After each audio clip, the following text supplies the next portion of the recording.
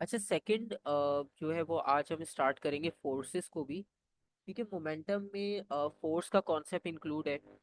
तो फोर्सेस को भी हम साथ में कंटिन्यू करेंगे ताकि फोर्सेस और मोमेंटम से रिलेटेड जो भी कॉन्सेप्ट्स हो उन्हें हम कंबाइन सॉल्व कर सकें इजीली। ठीक है, तो फोर्सेस को स्टार्ट करते हैं। और बेसिकली फोर्सेस में आपने जो पहले पढ़ा है फोर्सेस को, तो एग्जैक्ट वो सारी चीज़ें कंटिन्यू होगी उसी तरह से, उसमें कोई भी चेंज नहीं आएगा।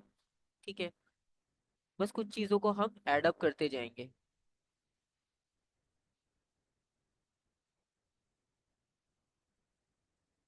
For example, if you talk about the forces, तो पहले हम फोर्सेस को लिखते थे पुश और पुल, या हम कहते थे कि फोर्स आपके पास एक क्वांटिटी है जो कि काफ़ी सारी क्वांटिटीज को चेंज कर सकती है। अगर हम फोर्स अप्लाई करें so we can change the direction, we can change the velocity, we can change the shape size of the body. तो with the help of force we can change many things, right. और forces में ये ability होती है कि वो change कर सकती हैं सारी क्वांटिटीज को। ठीक है, secondly, if we consider Newton's first law of motion. ठीक है, क्योंकि बेसिक फोर्सेस की डेफिनेशन में कुछ इतना ज़्यादा डिटेल नहीं था, तो न्यूटन्स लॉ से हम इसे कंटिन्यू करते हैं।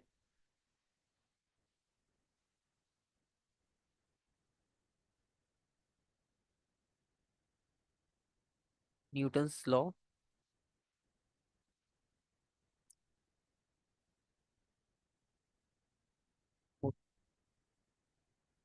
सबसे पहले हम फर्स्ट लॉ की अगर बात करें,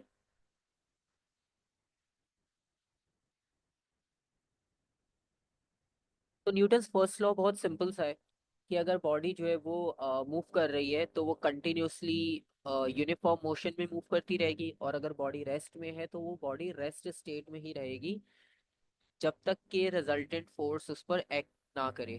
ठीक है, तो ये न्यूटन्स का फर्स्ट लॉ था। अच्छा, वैसे तो ये लॉ बहुत सिंपल है, डिस्क्रिप्शन वाकई सिंपल है, लेकिन अब क्योंकि थोड़ा सा हम ए लेवल्स में एडवांस चीज़ों को डिस्कस करेंगे, तो हम ये देखते हैं कि इसमें क्या क्या चीज़ें अब हमें और माइंड में रखनी है। For example, an object continues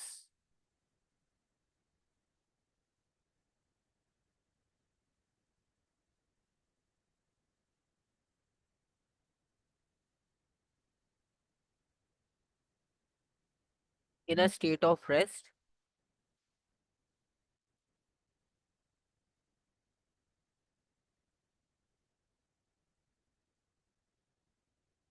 or uniform motion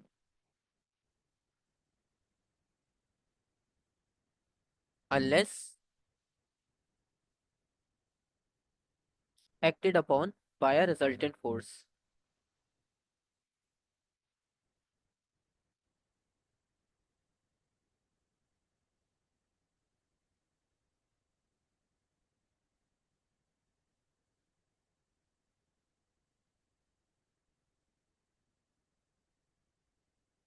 अच्छा, इसमें यूनिफॉर्म मोशन जो है ना, ये वर्ड इंपॉर्टेंट है।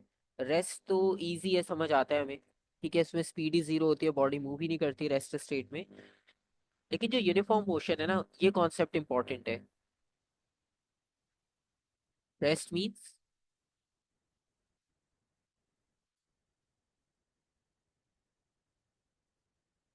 Speed is equals to zero. और अगर हम यूनिफॉर्म मोशन की बात करें,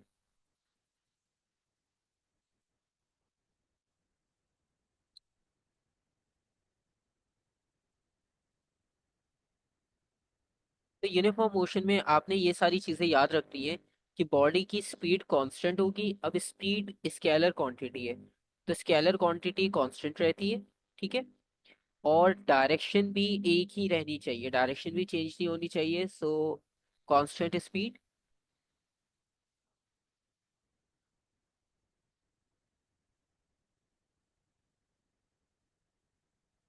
प्लस स्ट्रेट लाइन, क्योंकि जब स्ट्रेट लाइन होगी तो डायरेक्शन चेंज नहीं होती स्ट्रेट लाइन में। ठीक है,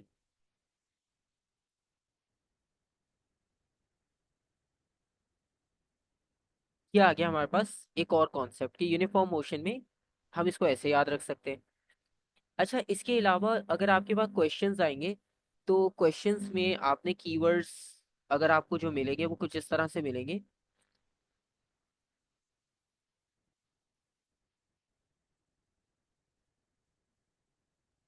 फॉर एग्जाम्पल क्वेश्चन में या तो आपके पास लिखा हो सकता है कि body is in rest state, सबसे इजी। उसके अलावा body is hanging,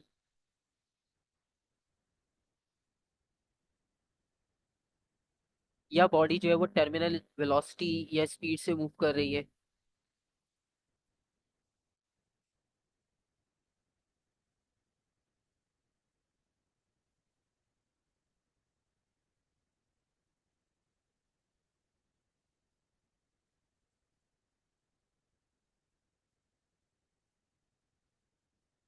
constant speed या टर्मिनल वेलोसिटी। ठीक है, तो ये सारी एग्जांपल्स वो होंगी जिसमें आप यूनिफॉर्म मोशन को या रेस्ट स्टेट को इजीली आइडेंटिफाई कर लोगे। ठीक है, और आपको ये भी पता है कि सम ऑफ ऑल फोर्सेस जीरो होना चाहिए। और सम ऑफ ऑल फोर्सेस जीरो, अब बस हम ओवरऑल नहीं लिखेंगे, अब हमें इंडिविजुअली लिखना है। ठीक है, सम ऑफ ऑल फोर्सेस जीरो का मतलब है कि दोनों एक्सिस पर फोर्सेस का सम जीरो होना चाहिए। किसी भी फोर्स पर जो है वो, मतलब किसी भी कंपोनेंट में फोर्स एक्ट ना कर रही हो रिजल्टेंट। ठीक है, फॉर एग्जाम्पल जब आप लिखोगे sum of all forces is equals to zero, तो इसमें दो मीनिंग्स होंगे। एक, जीरो।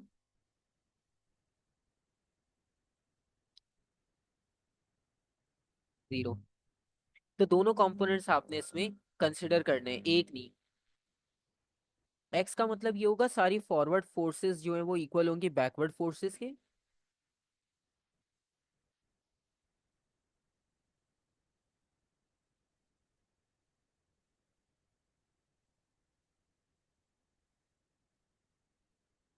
और वर्टिकल में आपने ये मेक श्योर करना होगा कि वर्टिकल सारी फोर्सेस एक दूसरे के इक्वल और ऑपोजिट हैं।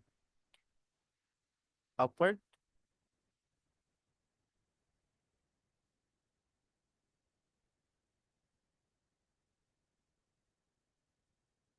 डाउनवर्ड। ठीक है, ये सारी चीजें इसलिए लिखती है कि ताकि बाद में भी याद रहे कि ये सारी चीजें हमने इसमें कंसिडर करनी होती है और ये सब इंपॉर्टेंट होती हैं। ठीक है, अच्छा अब इसमें एग्जाम्पल्स लेते हैं हम कि अब फोर्सेस की किस टाइप की एग्जाम्पल्स पॉसिबल हैं। पहले एक सिंपल सी एग्जाम्पल लेते हैं, रेस्ट की example. So for example we have case one.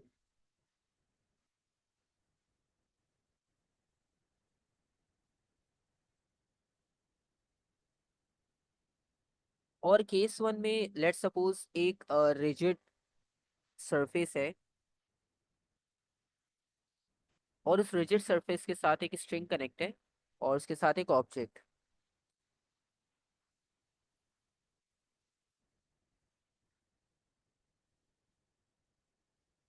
ठीक है, तो ऊपर जो है वो एक रिजिड सरफेस है और रिजिड सरफेस के साथ एक स्ट्रिंग कनेक्टेड है और मास भी हैंग कर रहा है। ठीक है, अब यहाँ पर जो स्ट्रिंग है उसने होल्ड किया हुआ है ऑब्जेक्ट को। ठीक है, अब अगर आपने फोर्सेस आइडेंटिफाई करनी हो और ये चीज क्लियर है कि बॉक्स जो है वो इक्विलिब्रियम में है, बॉक्स इज इन इक्विलिब्रियम।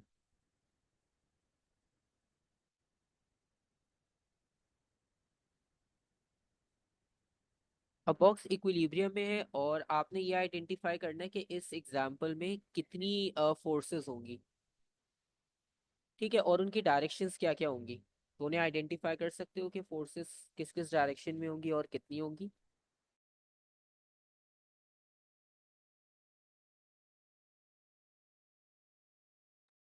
क्या क्या पूछ रहे हैं? क्वेश्चन ये कि अगर आपने इस एग्जाम्पल में फोर्सेस को आइडेंटिफाई करना हो, क्योंकि यहाँ पर लिखा हुआ है ना इक्विलिब्रियम, और अभी हम फोर्सेस की बात कर रहे थे, तो इस एग्जाम्पल में कितनी फोर्सेस और किस डायरेक्शन में आपको लगता है कि एक्ट कर रही होंगी। एक दो तीन। एक वेट होगी डाउनवर्ड्स में, और अगर ये स्ट्रिंग पे मास है तो टेंशन की फोर्स होगी। बिल्कुल सही। तो एक बॉडी का वेट होगा डाउनवर्ड और एक फोर्स होगी टेंशन, अपवर्ड। सो टेंशन जो है वो वेट के ऑपोजिट है। और क्योंकि बॉडी इक्विलिब्रियम में है, तो बॉडी इक्विलिब्रियम उनमें होने का मतलब ये कि सम ऑफ ऑल फोर्सेस जीरो होगा, तो जितना बॉडी का वेट होगा उतनी ही टेंशन की वैल्यू होगी। So weight is equals to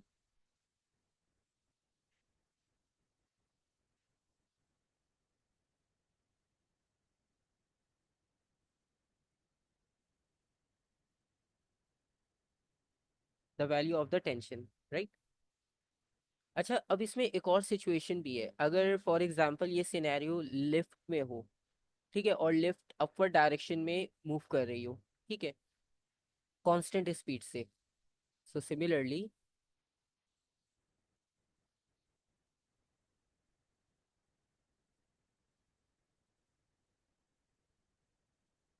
if lift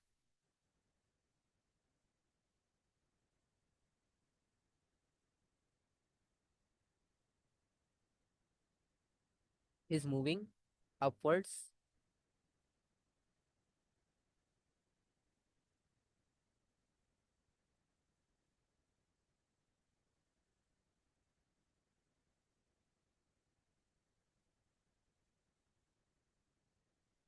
at constant speed, तो इस कंडीशन में आपको क्या लगता है कि जो टेंशन इन रोप है वो किसके इक्वल होगा?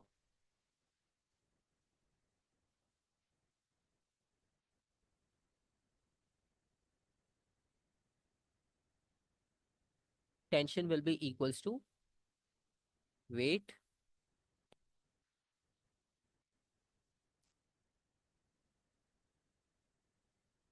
ऑफ मैन प्लस लिफ्ट, ठीक है। क्योंकि दोनों अपवर्ड जा रहे हैं ना, तो कांस्टेंट स्पीड से जा रहे हैं, तो इसका मतलब ये है कि दोनों का जो वेट होगा वो डाउनवर्ड एक्ट कर रहा होगा।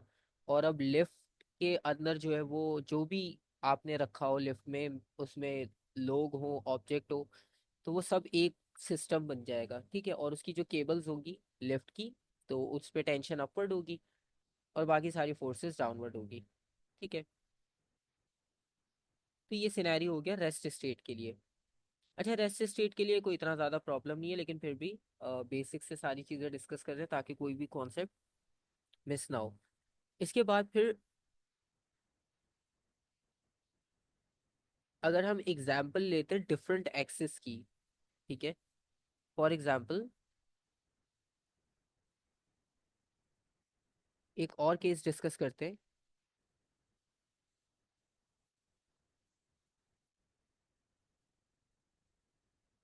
Case number 2। और इस केस नंबर 2 में फॉर एग्जाम्पल एक ऑब्जेक्ट है, ठीक है, और इसमें कुछ फोर्सेस गिवन है। For example one force is acting towards left hand side,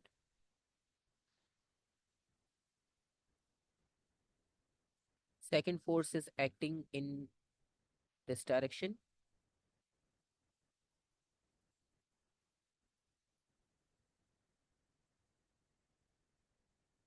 and we have another force acting in this direction।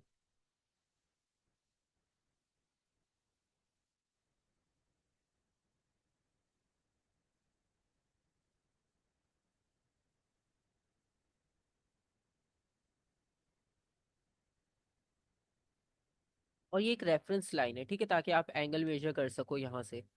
और यहाँ से जब एंगल मेजर किया तो हमें ये पता चला कि ये एंगल इक्वल है 60 degree, and this angle is 30 degree, right. और जो बॉडी का वेट है that always acts in downward direction,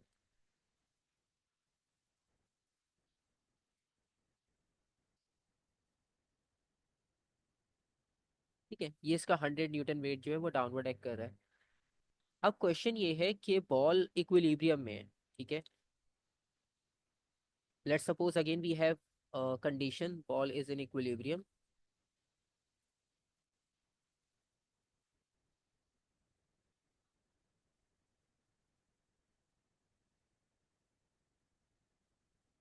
तो इस कंडीशन में ये जो दोनों फोर्सेस हैं, ठीक है, आपने अगर इनकी डायरेक्शन फाइंड आउट करनी हो कि इनकी फोर्सेस की वैल्यू क्या होगी और वैल्यू ऑफ जी क्या होगी, ठीक है, तो आप कैसे फाइंड आउट करोगे?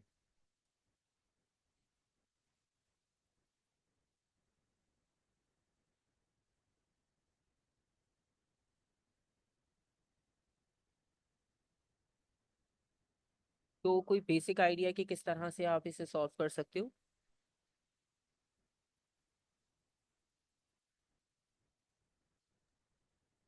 हम क्वेश्चंस को रिजॉल्व करा।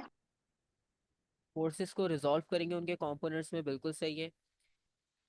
अब जैसे जो ऊपर डायरेक्शन में 60 डिग्रीज पे है, तो यहाँ पर उसका एक कंपोनेंट आ जाएगा like this, and the second component,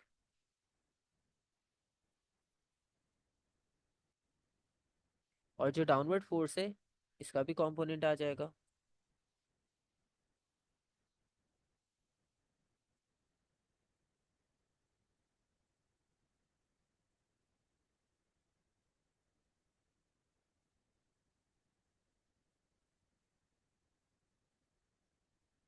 अच्छा, जो ग्रीन कलर से कंपोनेंट्स बनाए वो डाउनवर्ड फोर्स जो 30 डिग्री पर एक्ट कर रही है उसके लिए, तो उसका ये जो हॉरिजॉन्टल कंपोनेंट है इसके साथ क्या वैल्यू लिखनी चाहिए?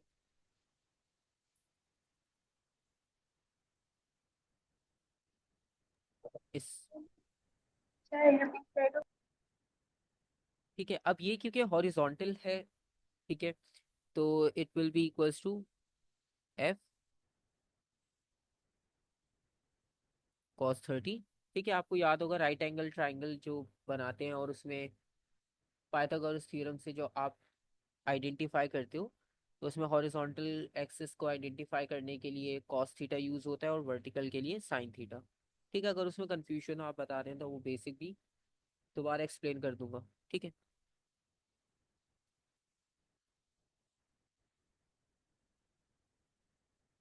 एफ साइन 30, और इसी तरह से जो अपवर्ड डायरेक्शन में 60 डिग्री एंगल पर फोर्स थी, सो दैट बिकम्स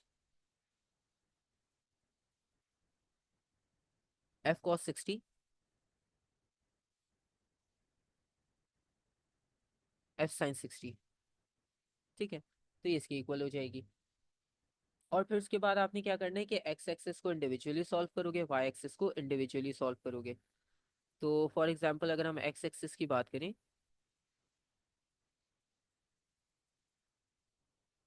तो एक्स एक्सिस में the value of G is equals to, जो राइट हैंड साइड पर फोर्सेस है ना, एफ कॉस 60 एफ कॉस 30, ये दोनों एक एंड पर है।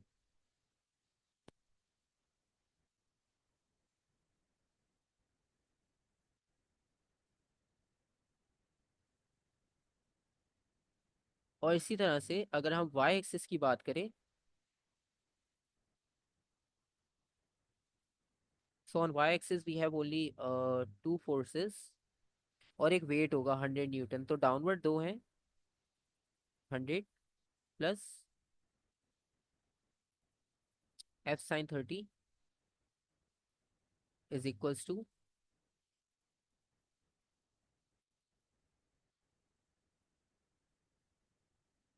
F sine 60। ठीक है, तो इससे कैलकुलेशन करके हम value of G find out कर लेंगे और फिर एफ की वैल्यू भी वाई एक्सिस से फाइंड आउट हो जाएगी। तो यहाँ तक कोई डाउट नहीं है, तो इसकी कैलकुलेशन तो हो जाएगी, उसमें कोई प्रॉब्लम नहीं है। और लेट्स सपोज अगर हम इसमें एक और एग्जांपल ऐड करते हैं जिसमें फोर्सेस हॉरिजॉन्टल और वर्टिकल के अलावा हो, ठीक है। So for example if we have another example,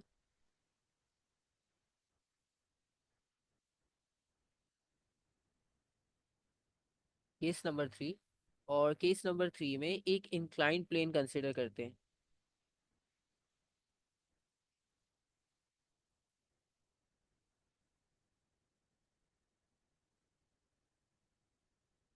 तो we have an inclined plane, और इस इंक्लाइंड प्लेन पर अगर एक ऑब्जेक्ट रखा हो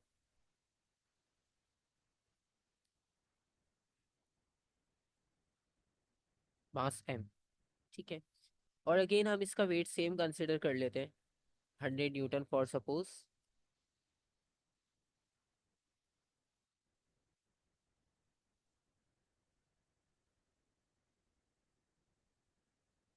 and normal reaction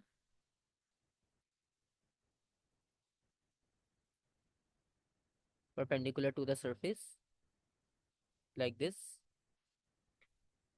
and friction is also acting, क्योंकि एक रफ सरफेस है तो फ्रिक्शन भी होगी यहाँ पर।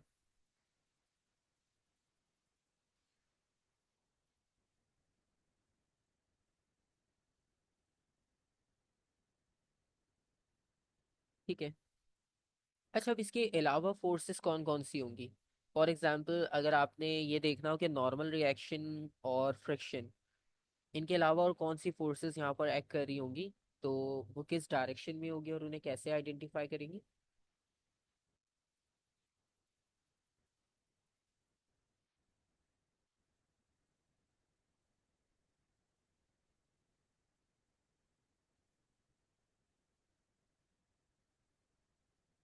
अच्छा, अब इस कंडीशन में आपको तीन फोर्सेस की जो डायरेक्शंस हैं वो तो मिल गई, ठीक है, कि वो कहाँ कहाँ पर है। इसके अलावा भी इसमें फोर्सेस हैं जो अभी हमने मार्क नहीं की, क्योंकि आप इसमें देख सकते हो कि बॉडी अभी इक्विलिब्रियम में नहीं आई। ठीक है। और इसको इक्विलिब्रियम में करने के लिए आपको वेट के कंपोनेंट्स बनाने पड़ेंगे। ठीक है। अब जब वेट के कंपोनेंट्स बनेंगे तो वेट के कंपोनेंट्स,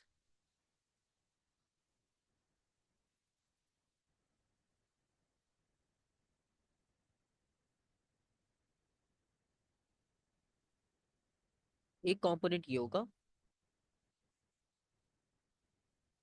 और एक कंपोनेंट ये होगा। ठीक है।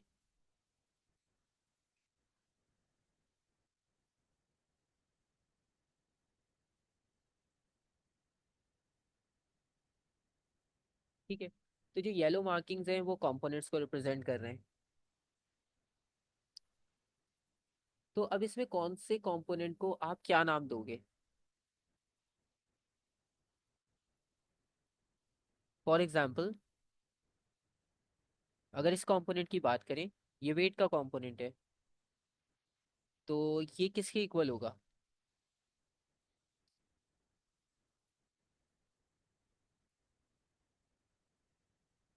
क्योंकि प्रीवियस वाले में तो आइडेंटिफाई कर कॉस 30 के इक्वल होगा, या अच्छा एंगल भी इसके वही सेम ले लेते हैं हम। ये भी 30 है और ये भी 30। ठीक है। तो कॉस 30 लिखेंगे या साइन 30 लिखेंगे?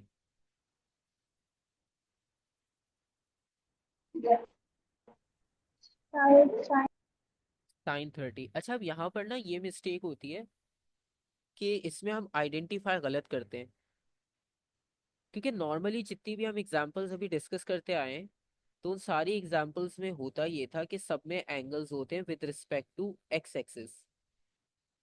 लेकिन जब एंगल हो with respect to Y axis, ठीक है, अब आप ये देखो बॉडी का वेट जो है वो डाउनवर्ड एक्ट कर रहा है, और उस डाउनवर्ड फोर्स के साथ आपने 30 डिग्री एंगल बनाया है इस येलो कंपोनेंट का। तो इसका मतलब है आपने एंगल लिया है विद वाई एक्सिस। ठीक है। तो जब angle with respect to Y axis बनता है ना, तो आप इस ट्राइंगल को एक बार फिर से देखो। इस ट्राइंगल में जो राइट एंगल है वो यहाँ पर बन रहा है, और राइट एंगल के बिल्कुल सामने यहाँ पर आपको ये जो साइड वाइट कलर की है, ये रिप्रेजेंट करती है हाइपोटेन्यूज को। ठीक है। ये साइड परपेंडिकुलर होगी और ये साइड होगी बेस। ठीक है। तो ये चीज बस इसमें आपने थोड़ा सा देखना होता है कि कौन सा एंगल कहाँ पर है। तो जो बेस है, तो बेस का मतलब है ये एंड होगा डब्ल्यू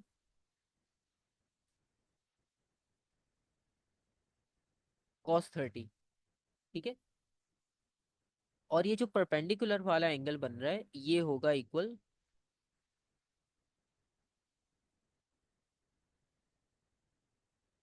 डब्ल्यू साइन 30। ठीक है। तो डब्ल्यू साइन 30 जो है वो नॉर्मल रिएक्शन के ऑपोजिट है। तो डब्ल्यू साइन 30 नॉर्मल रिएक्शन को बैलेंस कर रहा है। ठीक है। और डब्ल्यू कॉस 30 जो है वो फ्रिक्शन के ऑपोजिट है, तो ये फ्रिक्शन को बैलेंस कर रहा है। ठीक है। तो इस एग्जाम्पल में थोड़ा सा बस चेंज ये था कि एंगल था with respect to Y axis. तो फर्स्ट कंडीशन में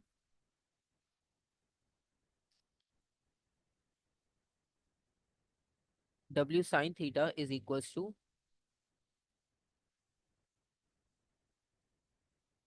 फ्रिक्शन,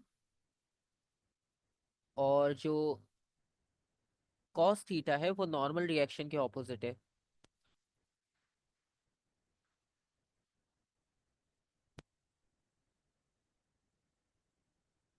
ठीक है। और अब आप इनकी वैल्यूज रख के इन्हें इजीली सॉल्व कर सकते हो। ठीक है।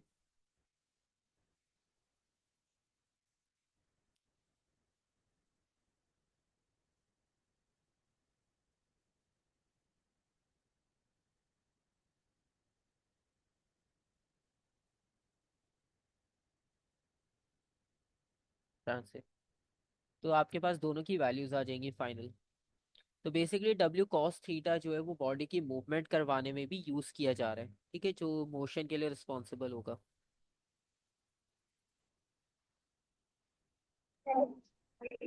आपने बेस का कॉस्ट देखा, हाँ, वो होगा। दोबारा आप पूछोगे क्वेश्चन। यहाँ पे जो बेस आपने लिखी है, बेस पे जो आपने कॉम्पोनेंट्स बनाए हैं उसकी वैल्यू कम पे उसका डब्ल्यू कॉस्ट लिखा है इस पे साइन। अच्छा, कॉस और साइन का पूछ रहे हो आप, क्योंकि आवाज़ थोड़ी सी ना वो उसमें डिस्टॉर्शन आ रही है। तो शायद आप ये पूछ रहे हो कि जहाँ पर कॉस 30 लिखा है तो वहाँ पर साइन आना चाहिए था, ऐसे ही है।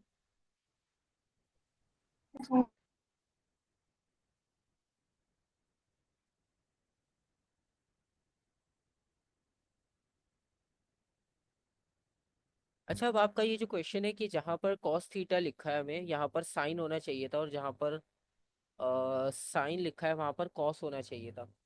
ठीक है। इसको मैं क्लियर कर देता हूँ कि ये कैसे पता चलता है हमें। आपके पास दो सिचुएशंस थी, एक ये थी कि या तो एंगल हॉरिजॉन्टल के साथ हो या तो एंगल वर्टिकल के साथ हो। ठीक है। तो फॉर एग्जांपल, जब एंगल होगा with respect to horizontal,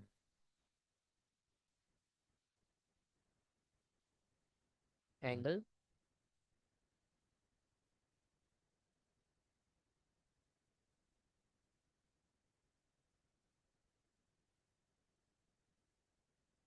with horizontal, तो हॉरिजॉन्टल के साथ तो एंगल बहुत इजी होता है। ठीक है। फॉर एग्जांपल, अगर आपके पास एक्स और वाई एक्सिस है यहाँ पर,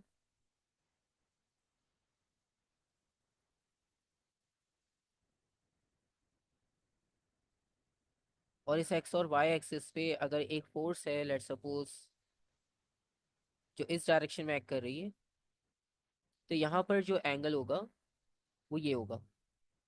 अब आप ये देखो कि जो आपने थीटा मेजर किया है ना, ये हॉरिजॉन्टल के साथ किया है, विद रिस्पेक्ट टू हॉरिजॉन्टल है। ठीक है। ये एक्स एक्सिस है जो कि हॉरिजॉन्टल होता है। ठीक है। इस कंडीशन में आपको पता है कि आप पाइथागोरस थ्योरम अप्लाई करोगे तो उसके अकॉर्डिंगली 90 डिग्री यहाँ बनेगा, और इसके बिल्कुल सामने आपको जो है वो बाकी क्वांटिटीज मिल जाएंगी, हाइपोटेन्यूज, परपेंडिकुलर और बेस। और इसमें नॉर्मल कैलकुलेशंस होंगी, यानी अगर आपने हॉरिजॉन्टल कंपोनेंट फाइंड आउट करना है, फॉर एग्जांपल अगर इस वेक्टर को हम एफ से रिप्रेजेंट कर रहे हैं, तो ये कंपोनेंट होगा एफ एक्स, और ये कंपोनेंट होगा एफ वाई।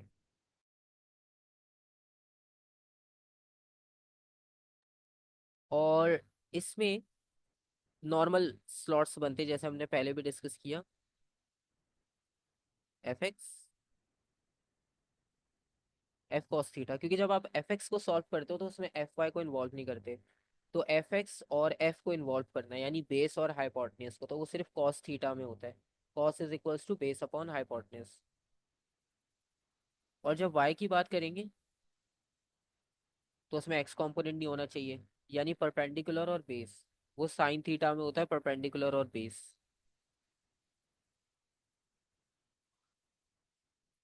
ठीक है। यहाँ तक कोई क्वेश्चन, कोई कंफ्यूजन?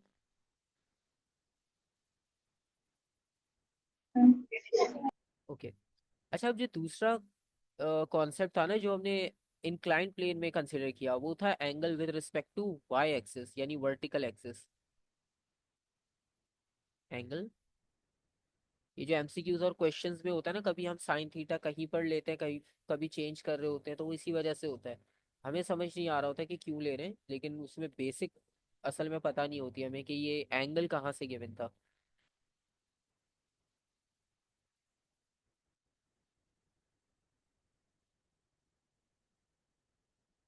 अब अगर आप एंगल वर्टिकल के साथ लेते हो ना, for example same diagram,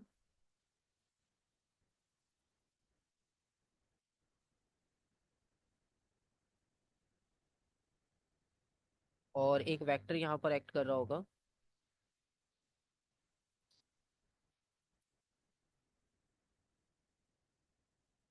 for example अब वो आपसे कहें कि एंगल जो है with respect to Y axis given है, ठीक है। अब आप देखो कंडीशन चेंज हो गई, तो ये इंक्लाइंड प्लेन में भी यही हुआ था। अब 30 जो मैंने लिखा था उसमें मैंने आपको कहा था कि 30 जो है, आप देखो वेट यहाँ पर डाउनवर्ड एक्ट कर रहा है, और यहाँ से 30 डिग्री एंगल बन रहा है इसके कंपोनेंट के साथ, ठीक है। तो ये एंगल जो है वो वर्टिकल के साथ लिया गया है, ठीक है। इसी तरह से अब आप ये देखो कि वर्टिकल के साथ एंगल दिया है, हॉरिजॉन्टल के साथ एंगल नहीं दिया। तो एग्जाम्पल्स कुछ होती हैं ऐसी जिसमें हॉरिजॉन्टल के साथ एंगल वो देते ही नहीं है, वर्टिकल के साथ देते हैं। और फिर जब उसे सॉल्व कर रहे होते हैं ना, तो फिर उसमें कंफ्यूजन ये आती है कि सॉल्यूशन आपने बल्कि किए भी होंगे कुछ, तो उसमें कंफ्यूजन ये होता है कि कॉस आना चाहिए था तो साइन क्यों लिखा, ठीक है। क्योंकि हॉरिजॉन्टल तो कॉस होता है, वर्टिकल साइन होता है, लेकिन वो तब जब एंगल हॉरिजॉन्टल के साथ हो तब। तो जहाँ एंगल होगा, समझ लो वही आपकी बेस होगी। अब आपके पास इस डायग्राम में आप क्या करोगे, आप इसे यहाँ से राइट एंगल ट्राइंगल बना दो, ठीक है। क्योंकि अब आपके पास एंगल इस रेफरेंस से लिया है, तो जब आपने एंगल इस रेफरेंस से लिया है ना, तो 90 डिग्री भी यहाँ बनेगा, ठीक है। तो अब आप अगर इसे रोटेट कर दो ना,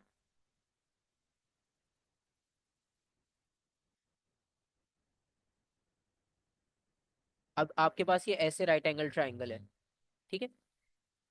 और इसमें अब आपको पता है कि हाइपोटेन्यूज क्या होगा, परपेंडिकुलर क्या होगा, बेस क्या होगी। तो इसके अकॉर्डिंगली अब सारे कॉन्सेप्ट्स हो गए यहाँ पर डिफरेंट। ये हो गया बेस, ये परपेंडिकुलर, और ये हाइपोटेन्यूज। अब आप पहली वाली डायग्राम देखो और सेकंड वाली देखो, तो क्वांटिटीज हो गई है चेंज, ठीक है। तो अब आप जो वर्टिकल कंपोनेंट मार्क करोगे ना, तो आप लेट सपोज इसे वर्टिकल कहोगे, ये वर्टिकल कंपोनेंट होगा, बिल्कुल वर्टिकल है। लेकिन अब आप ये देखो ये बेस के साथ जा रहा है, यहाँ पर क्या लिखा है, बेस। इसका मतलब है ये बेस है, तो ये बेस को रिप्रेजेंट कर रहा है। तो अब ये वैल्यू जो है वो कॉस थीटा नहीं होगी, अब ये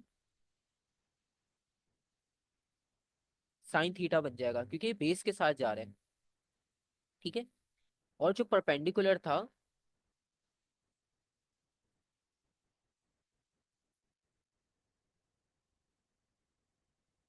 अब ये आप देखो ये परपेंडिकुलर के साथ जा रहा है, क्योंकि जहां परपेंडिकुलर है वहीं पर ये ब्लू लाइन है, तो ये बन जाएगा एफ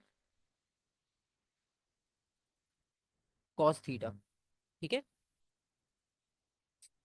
हाँ, क्योंकि ये एक्सिस हॉरिजॉन्टल था, ठीक है, लेकिन अब यहाँ पर ये परपेंडिकुलर आ गया, ठीक है। तो इस तरह से आपके पास चीजें जो है वो शफल हो जाती हैं। एक मिनट, इसमें एक मिनट, मैंने क्वांटिटीज गलत लिख दी। ये आपके पास बेस के साथ जा रहा था ना, तो ये वाली वैल्यू हो जाएगी कॉस थीटा, ठीक है, क्योंकि ये बेस के साथ जा रहा है। और बेस आपको पता है कि जब नॉर्मल राइट एंगल ट्राइंगल बनाते हैं, तो उसमें बेस को हम एक्स एक्सिस के साथ लेते हैं और उसमें कॉस थीटा बनता है। तो इसी तरह से जब आपने एंगल को वाई एक्सिस के साथ लिया, तो आपका बेस चेंज हो गया, और बेस चेंज होने की वजह से अब उसकी लाइन में जो भी कंपोनेंट होंगे ना उसके साथ कॉस थीटा लग जाएगा, ठीक है। और जो एक्सिस परपेंडिकुलर के साथ आ रहा होगा, जैसे कि ये, क्योंकि अब परपेंडिकुलर हमारे पास बेसिकली हॉरिजॉन्टल एक्सिस में आ रहा है, तो ये बन जाएगा साइन थीटा, वो मैंने पहले बाय मिस्टेक दोनों को शफल कर दिया था। तो यही आपके पास जो है वो इंक्लाइंड प्लेन में हुआ, कि इंक्लाइंड प्लेन में जो वेट है, वेट तो एक्ट करता है हमेशा वर्टिकल, वो तो हॉरिजॉन्टल होता ही नहीं है। तो वेट के जब कंपोनेंट्स बनते हैं ना, तो उसमें हमेशा यही होता है कि जो वर्टिकल आपको कंपोनेंट नजर आ रहा होता है, जहां पर कॉस लिखा है, हम सोचते हैं यहाँ पर साइन आना चाहिए था, लेकिन इसमें क्या हुआ कि angle with respect to Y axis लिया होता है। बस ये इसकी लॉजिक होती है। तो आगे भी क्वेश्चंस आएंगे, क्वेश्चंस प्रैक्टिस करेंगे तो उसमें भी ये चीज़ हम डिस्कस करेंगे कि जहां जहां angle with respect to Y axis आते जाएंगे, तो उनको हम शफल करते रहेंगे। ठीक है, और जहां नॉर्मल एंगल होंगे वहां पे कुछ भी करने की नीड नहीं है। ठीक है।